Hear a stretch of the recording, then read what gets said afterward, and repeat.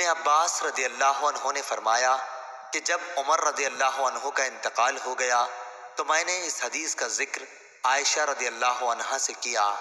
انہوں نے فرمایا کہ رحمت عمر پر ہو، بخدا رسول اللہ صلی اللہ علیہ وسلم نے یہ نہیں فرمایا ہے کہ اللہ مومن پر اس کے گھر والوں کے رونے کی وجہ سے عذاب کرے گا، بلکہ حضرت صلی اللہ علیہ وسلم نے یوں فرمایا کہ اللہ تعالیٰ کافر کا عذاب اس کے گھر والوں کے رونے کی وجہ سے اور زیادہ کر دیتا ہے۔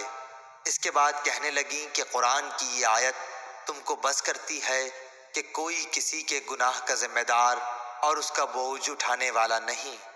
اس پر ابن عباس رضی اللہ عنہ نے اس وقت یعنی ام ابان کے جنازے میں سورہ نجم کی یہ آیت پڑھی، اور اللہ ہی ہنساتا ہے اور وہی رلاتا ہے۔